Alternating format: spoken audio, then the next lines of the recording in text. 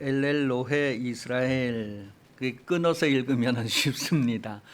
그 이스라엘을 이래 떨어서 좀 엘렐로헤 이스라엘 엘렐로헤 하나님이 전능하시다라고 하는 그런 의미예요. 이스라엘의 하나님은 전능하시다.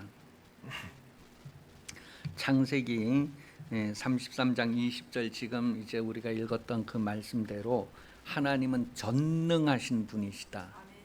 그 전능하시다는 말을 우리가 이제 사도신경 암송할 때 전능하신 하나님이다라고 표현을 하는 것 외에는 이 하나님의 전능하시다는 말을 잘 안 쓰고 들어보지도 않고 우리하고 별 이렇게 사이 좋지 않은 그런 말 같이 여길 수 있어요. 그런데 전능하시다라는 것은 모든 것이 가능하다는 거죠. 모든 능력이 있으시다라는 의미가 됩니다.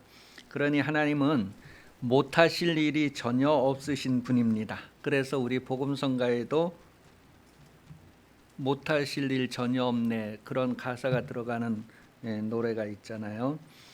사람의 힘으로는 안 되는 일이 참 많이 있습니다. 그런데 사람의 힘으로 안 되는 그 많은 일들도 하나님의 힘으로는 다 하실 수 있다고 마가복음 10장 27절에 기록을 하고 있습니다.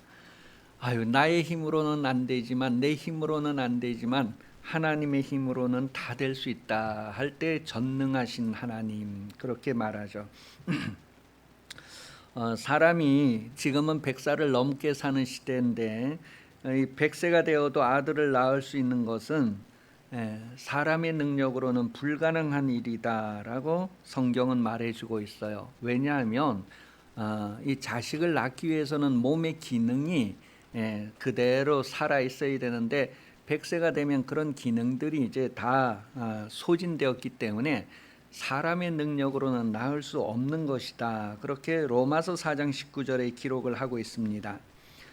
그런데 이 100세가 된 아브라함이 아들을 낳았다라고 하는 것은 아브라함의 능력으로 낳은 것이 아니라 하나님의 능력으로 낳았다는 것을 성경이 확인을 해줍니다.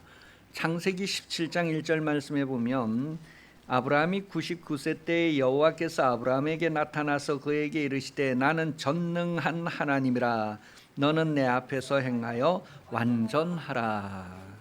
하나님의 말씀대로만 살면 하나님의 전능하심이 그를 통하여 나타나게 된다는 거예요. 오늘 저와 여러분이 교회 다니고 성도라고 하는 이름은 있는데 하나님 앞에서의 삶을 사는가 마귀 앞에서의 삶을 사는가 하나님 앞에서 살게 되면 하나님의 전능하심을 누리고 나타내는 삶을 살 수 있다는 것을 말합니다.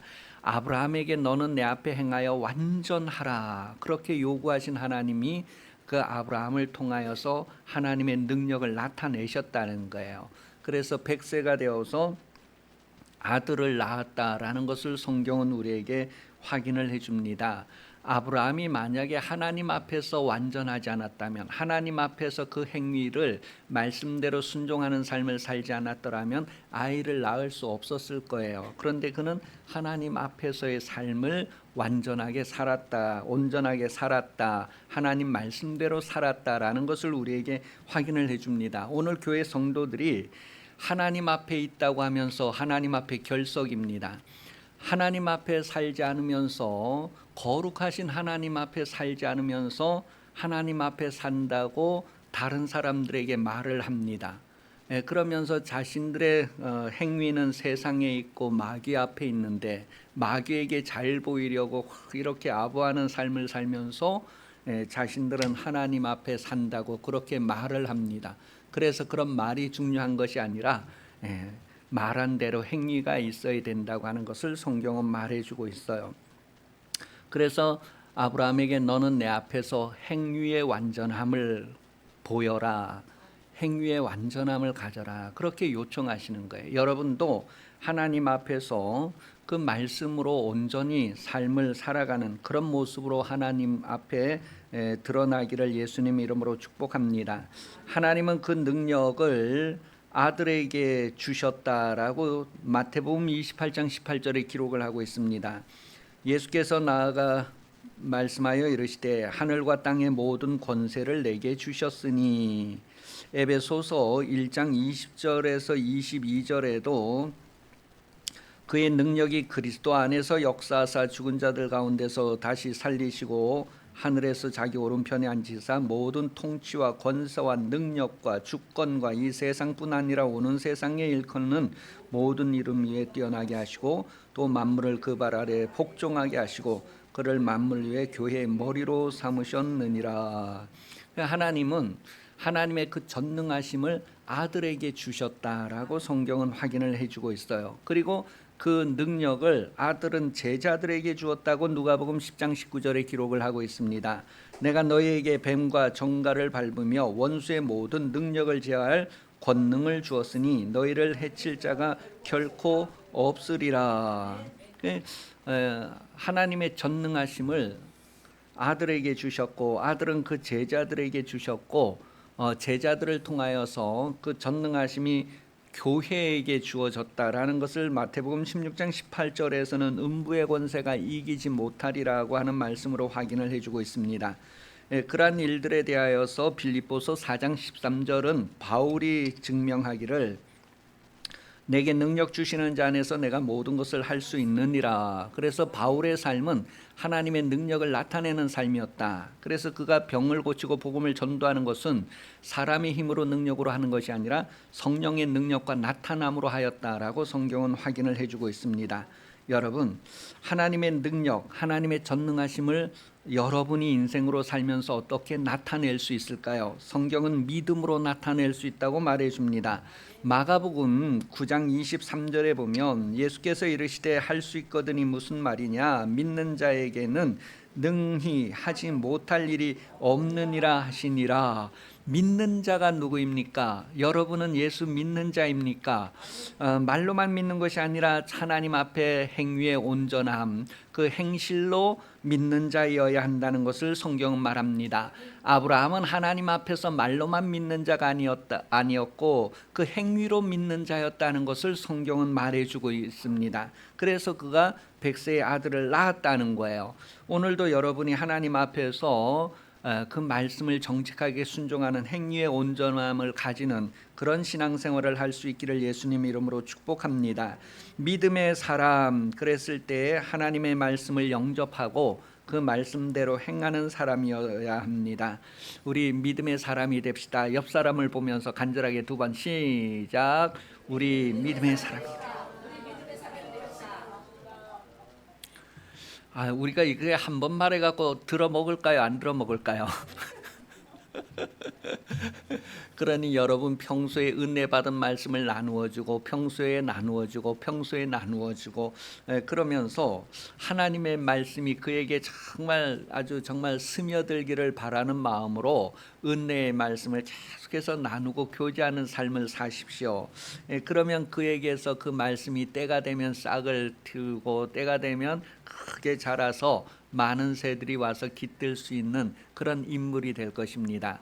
하루아침에 그냥 믿음의 사람 됩시다 해서 번쩍하고 믿음의 사람이 되는 것이 아니라 그 많은 여정 가운데에서 스며들고 해서 어느 날 이렇게 큰 나무가 되어서 믿음의 인물이 되는 것처럼 여러분 아브라함의 그런 삶이 저기 갈대아 우르에서부터 막 그 인도함을 받으면서 이렇게 가나안 땅까지 가고 가나안 땅에서 막 또 애굽으로 내려갔다 올라오고 뭐 이런 많은 여정 가운데에서 그가 하나님 앞에 완전하게 되는 온전하게 되는 믿음의 사람으로 행하게 되는 그런 일이 이루어졌다는 것을 성경 말합니다.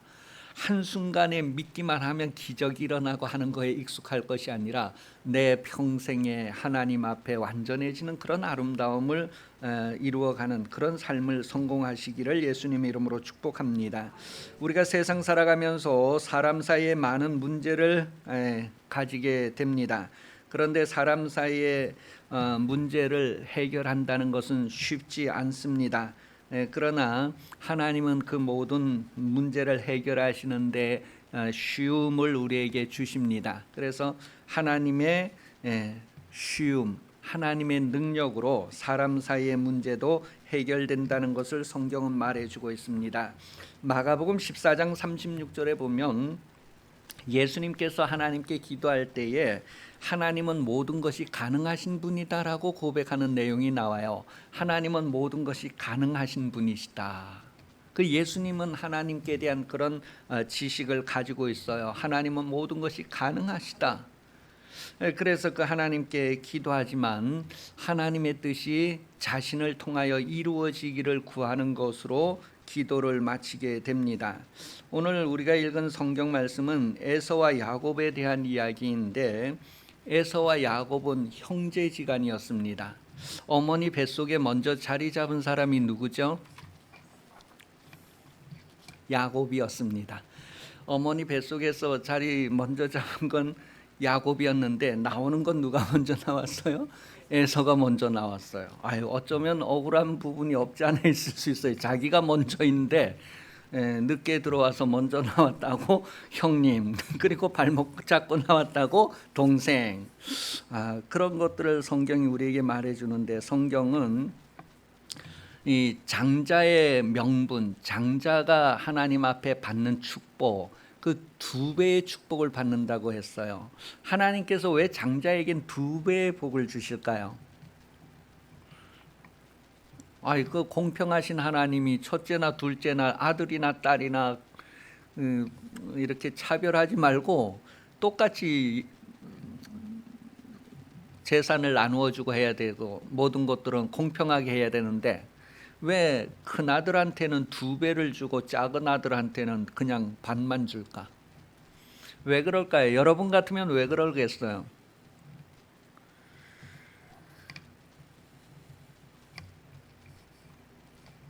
왜 장자에겐 2배의 복을 줄까요? 장자에겐 그만큼 많은 것을 찾으시기 때문에 그렇습니다. 장자는 둘째보다 2배를 하나님이 그에게서 찾으신다는 거예요. 그래서 부모에 대한 부담을 지게 되는 거죠. 장자는 부모에 대한 부담을 지기 때문에 이제 그렇게 2배를 주는 거예요. 그럼 여러분, 기쁨교회 장자의 명분을 가지고 싶습니까? 여러분, 2배의 복을 받고자 하는 것은, 하나님이 여러분에게 2배의 복을 주시는 것은 여러분에게 이 교회에 대한 그런 짐을 지우시기 때문에 그렇습니다.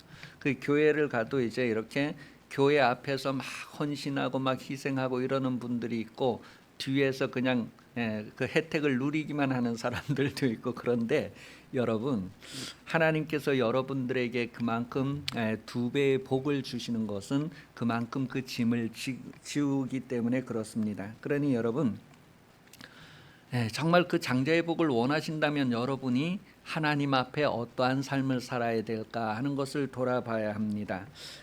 이 에서에게 장자의 직분을 주었어요. 그런데 이 에서는 그 장자의 직분에 대한 것을 소중하게 여기지 않았다고 성경은 말합니다. 소중하게 여기지 않았다는 거예요. 그래서 창세기 25장 33절에 보면 이 야곱과 에서 사이에서 이 장자의 명분을 팔고 사는 거래가 이루어집니다. 권리를 넘겨주는 거예요. 여기에서는 뭐가 이상한 일이 없어요. 그냥 정상적으로 창세기 25장 33절 34절에 보면 야곱이 이르되 오늘 내게 맹세하라. 에서가 맹세했다고 했어요. 장자의 명분을 야곱에게 팔았다고 했어요. 야곱이 떡과 팥죽을 에서에게 주었다고 했어요. 에서가 먹고 마시고 일어나 갔어요. 이미 계약 끝나고 모든 결과가 끝났어요. 그러면서 에서가 장자의 명분을 가볍게 여겼다라고 말했습니다. 그런데 이렇게 중요한 단어들을 기록한 것은 야곱은 어떠했을까를 성경이 말해주는 거예요. 야곱은 장자의 명분을 소중하게 여겼고 그것을 아주 저렴하게 잘 샀어요. 정상적인 거래가 끝났어요. 이제 장자의 명분은 야곱의 것이 되었습니다. 여러분도 장자의 명분을 소중히 여기면서 그것을 정말 잘 유지하고 관리할 수 있는 그런 삶을 살 수 있기를 예수님 이름으로 축복합니다. 아버지 이삭의 계획이 발표되는 순간이 창세기 27장부터 시작됩니다. 창세기 27장 1절에 보면 이삭이 나이 많아 눈이 어두워 잘 보지 못하더니 맏아들 에서를 불러 이르되 내 아들아 하매 그가 이르되 내가 여기 있나이다 하니, 그 다음부터 창세기 27장의 내용은 이제 내가 죽을 날이 가까워서 너에게 마음껏 축복을 하고 죽어야 되는데 그러기 위해서 내가 즐겁게 먹는, 내가 잘 먹는 별미를 만들어 와라. 그렇게 얘기해. 그러니까 여러분, 평소에 부모를 공경하고 효도하는 것, 이 장남이 부모에게 잘해야 되는 그런 거를 아주 하나의 사건으로 내가 즐기는 별미를 만들어 와서 나로 그것을 아주 기쁘게 먹고 배부르게 먹고 마음껏 축복하게 해달라. 그렇게 이제 별미를 요청을 하게 되죠. 그래서 이 에서가 이제 그 별미를 만들기 위해서 사냥터로 사냥을 나가게 됩니다. 그러한 것들을 누가 알았다고요? 리브가가 알았다는 거예요. 성령이 하나님의 깊은 것까지 다 통달하고 아시는 것처럼, 성령이 하나님의 계획을 다 아는 것처럼 어머니가 옆에서 그 말하는 것을 다 듣고 그 계획을 알았어요. 야곱이는 그것을 알았어요, 몰랐어요? 몰랐어요. 그런데 이 어머니가 야곱을 불러가지고 지금 아버지가 이런 계획이 있다. 그러니 너는 빨리 가서 이렇게 해라. 그리고 이렇게 해라. 전부 다 누가 시켜요? 어머니가 시켜줍니다. 여러분, 성령이 성도들을 이렇게 관리하시게 된다는 것을 생각하시기 바랍니다. 그렇게 해서 이제 이 양을 가지고 집안에서 이제 이렇게 요리를 하게 되죠. 아버지가 즐겨 드시는 것을 요리하게 되고 그 요리를 가지고 이제 아버지 앞에 나아가게 됩니다. 그때까지 이 야곱이가 이렇게 아버지 앞에 하는 일이 정당한 일이 아닌 것을, 아버지를 속이는 것을 이 야곱이가 어머니에게 얘기를 했어요. 그러니 어머니가 뭐라고 해요? 모든 책임은 내가 지마, 시키는 대로 해라. 그렇게 해가지고 이제 다 막 이렇게 거칠게 손도 만들고 막 이렇게 야곱이 같이 이렇게 만드는 그런 모습들을 가지게 돼요. 그렇게 해서 이제 이 야곱이가 별미를 만들어서 아버지에게 가지고 가게 됩니다. 그래서 이제 그 창세기 27장 21절에 23절까지 보면 아주 그 이야기가 이렇게 흘러갈 때 막 긴장감이 일어나고 그러는 내용이에요. 창세기 27장 21절에서부터 23절까지 보겠습니다. 이삭이 야곱에게 이르되 내 아들아 가까이 오라. 내가 과연 내 아들 에서인지 아닌. 야곱이 그 아버지 에서에게 가까이 가니 이삭이 만지며 이르되 음성은 야곱의 음성인데 손은 에서의 손이로다 하며 그의 손이 형 에서의 손과 같이 털이 있으므로 분별하지 못하고 축복하였더라. 여러분, 만약에 여러분이 이렇게 이제 하나님을 속이려고 막 여기다가 털도 붙이고 뭐 이렇게 해갖고 제가 아무개입니다 그랬을 때 음성은 에서인데 음성은 야곱인데 이게 손을 만져보니 털이 무성하고 에서구나. 하나님께서 막 그러실 분일까요? 그런데 이제 야곱이가 이렇게 아버지 이삭 앞에 꾸며 갖고 갔을 때에 아버지가 그에게 축복을 합니다. 여러분 같으면 옆에 있을 때 뭐라고 할 거예요?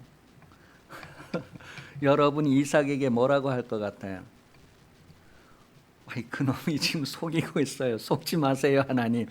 그렇게 할 거예요? 하나님은 그것을 아시는 분이라는 거예요. 아시는 분.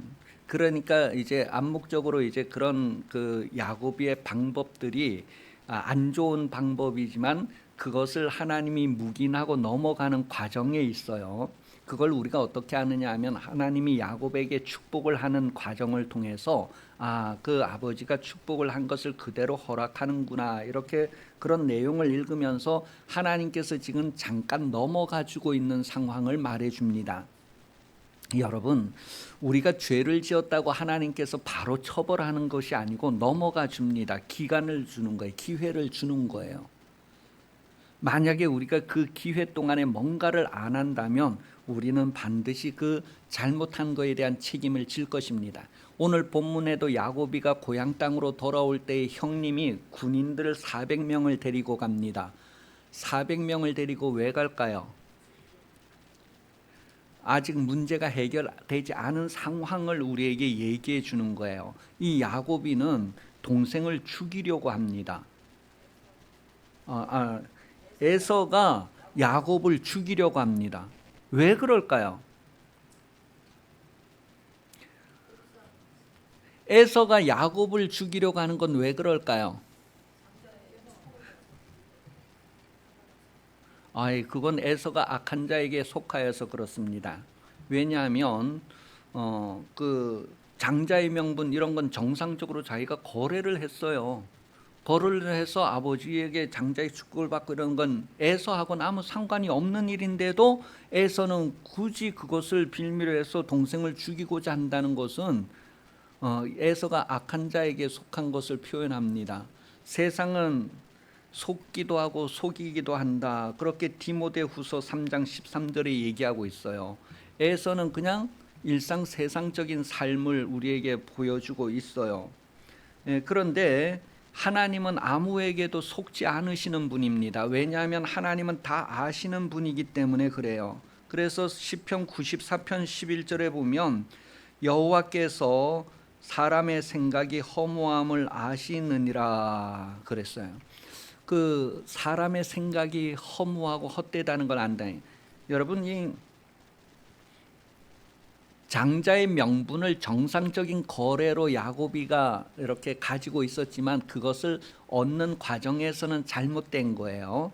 그것을 얻는 과정에서 이제 아버지를 속이게 되잖아요. 그러니까 이것은 하나의 그 계획이었단 말이에요. 야곱이 장자의 축복을 받는 그 계획과 과정이었어요. 그것이 이제 잘못됐다는 거예요. 그러한 것들을 하나님은 안 해요. 이 방법으로는 될 수 없다는 것을 하나님은 다 아시지만 잠깐 동안 지금 연기를 하고 있는 거예요. 넘어가지고 계시는 거예요. 그런데 그게 정상적으로 이제 하나님 앞에 통과되는 것이 바로 야법 나루터에서 이제 통과가 되는 거예요. 그렇게 통과가 되고 형을 만났을 때 이게 상황이 바뀌어진 것이지, 야법 나루터에서의 그 밤을 지내기 전까지는 모든 것들이 이렇게 그냥 지금 긴박하게 흘러가고 있는 그런 상황이란 말이에요. 자, 그런데 하나님은 아무에게 속지 않는 분이다. 요한복음 16장 30절에 보면 우리가 지금에야 주께서 모든 것을 아시고 또 사람의 물음을 기다리지 않는 줄 아나이다. 이로써 하나님께로부터 나오심을 우리가 믿었사옵나이다. 주께서는 모든 것을 아신다. 하나님은 모든 것, 사람들의 드러나지 않은 은밀한 것까지도 다 아시는 하나님이다라고 성경은 확인해 줍니다. 그런데 하나님은 악한 자라도 살기를 원하시는 분, 악인이라도 살기를 원하시는 분, 회개하고 살기를 원하시는 분이다라고 에스겔서는 기록을 하고 있습니다. 야곱이가 이렇게 속이는 방법으로 그가 원하는 것을 얻었다 할지라도 그 야곱이도 살기를 원하시는 분이 하나님이다라는 것을 말하고 있어요. 그래서 에스겔서 33장 19절은 만일 악인이 돌이켜 그 악에서 떠나 정의와 공의대로 행하면 그가 그로 말미암아 살리라. 그렇게 본래 이 야곱은 죽을 수밖에 없는 상황인데 이 야곱이 어떻게 살 수 있었을까? 그랬을 때 그가 돌이키는 과정이 있었다라는 것을 성경은 말해줍니다. 잠언 16장 7절에 보면 사람의 행위가 여호와를 기쁘시게 하면 그 사람의 원수라도 더불어 그와 더불어 화목하게 하시느니라. 사람 사이의 이 문제를 사람이 해결하는 것은 어렵습니다. 야곱의 방법이 뭐였어요? 자기 그 아들들을 하인 그 여종의 아들들을 앞세우고 뭐 이렇게 세우는 과정 쭉 나오잖아요. 그 앞에다가 또 선물을 막 이렇게 먼저 보내고 아들들을 앞세우고 레아의 자식들을 라헬의 자식들을 그렇게 이제 쭉 배치하는 그런 내용들이요.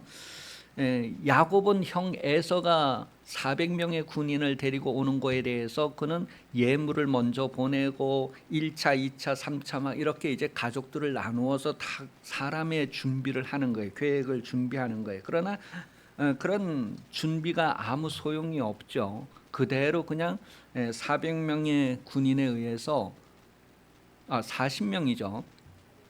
400명, 400명 그렇게 진멸될 수밖에 없는 상황이지만 이 야곱이 야봇 나루토 강을 이제 건너기 전에 하나님과의 만남을 가지게 됩니다. 그것이 창세기 32장 22절부터 이제 쭉 기록되어져 있어요. 이 야곱이 야봇 나루토에서 이제 밤새도록 기도하면서 하나님과 씨름하고 이스라엘이라고 하는 이름을 얻었다는, 그 이제 바뀌어진 것을 얘기해요. 호세아서 12장 4절 말씀에서는 그 야봇 나루토의 사건을 호세아 선지자가 영감을 받아서 기록은 이렇게 해놨어요. 천사와 겨루어 이기고 울며 그에게 간구하였으며 하나님은 베델에서 그를 만나셨고 거기에서 우리에게 말씀하셨나니. 그러니까 밤새도록 씨름했다는 것은 뭐 천하장사 되려고 씨름한 얘기가 아니고 밤새도록 울며 불며 기도했다는 것을 얘기하는 거예요. 그것은 예수님께서도 밤이 맞도록 막 기도하고 부르짖은 것을 히브리서 5장 7절이 기록을 하고 있어요.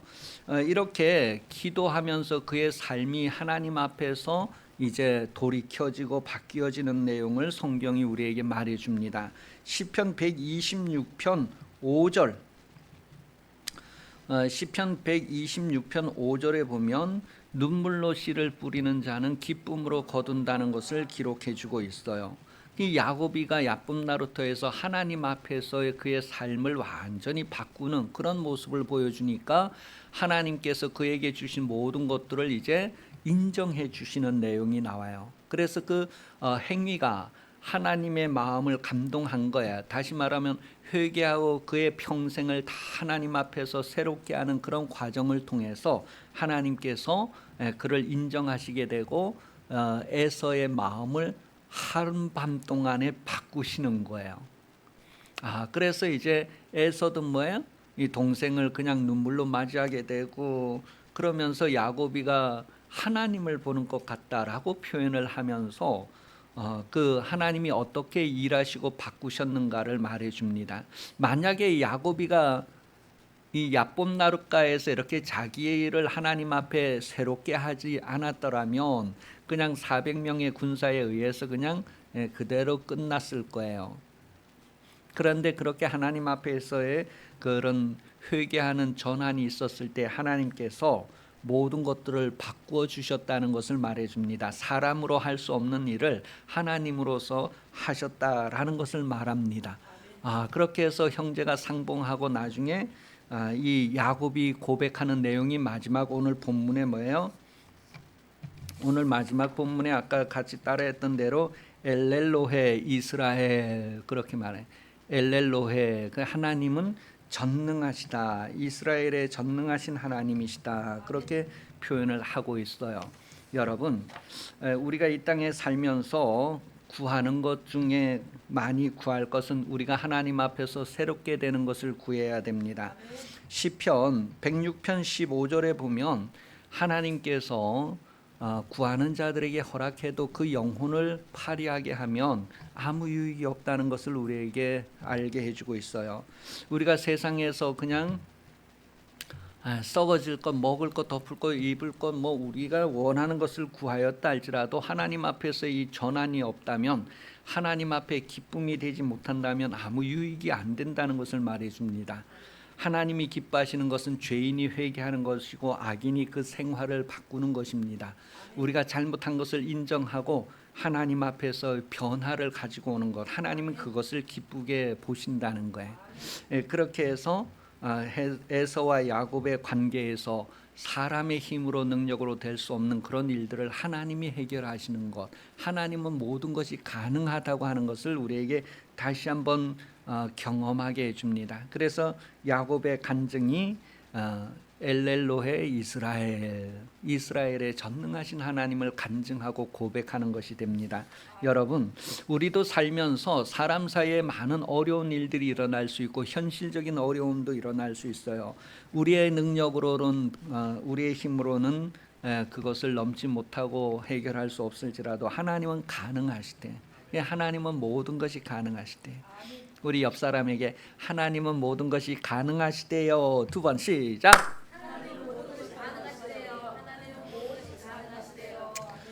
갱상도 버전으로 뭐라고 해요? 마카 들어가요. 경상도 상표 아닙니까? 마카. 하나님은 모든 게 가능하시다라는 것. 야, 그러니 여러분 살면서 여러분이 어려워하고 힘들어하는 일들, 사람 사이의 일들, 여러분 육신의 건강의 일들이라든가 뭐 이런 것 하나님은 다 가능하시대요. 그러니 여러분 하나님 앞에서 여러분이 새로워지는 것. 이 새로워지기 어려우신 분은 기도하실 때 실수로라도 이렇게 오른손 주먹을 쥐고 눈을 이렇게 한번 툭 치면은 도움이 됩니다. 그러니 밤새 눈물을 뿌리면서 씨를 뿌리는 자는 정령 기쁨으로 거둔다는 말씀들에 대한 것을 묵상하면서 정말 그것이 은혜가 되어서 내가 나를 돌아볼 때 이대로 가다가는 400명 앞에 멸절할 내 인생이다. 그러니 하나님 앞에서 나를 어떻게 새롭게 할까? 그런 걸 묵상하면서 성령이 여러분들에게 말할 수 없는 탄식으로 위하여 기도하시는 그런 감동을 주셔서 성령의 기도를 여러분도 같이 하면서 하나님 앞에 참으로 상속받기에 합당하고 보호받기에 합당한 그런 인생으로 승리하기를 예수님 이름으로 축복합니다. 이제 우리 기도할 때 하나님 아버지, 내 인생 참 쉽지 않은 것을 깨닫습니다. 내 인생 하나님 앞에 새롭게 되면서 하나님의 전능하심이 내 삶에 드러나게 해 주시옵소서. 나의 힘으로 무엇인가를 얻는 것이 아니라 하나님의 능력, 하나님의 힘으로 드러나는 내 인생이 되게 해달라고, 여러분 인생의 성공을 위해서 간절히 우리 같이 기도하는 시간을 가지겠습니다. 다 같이 기도합니다.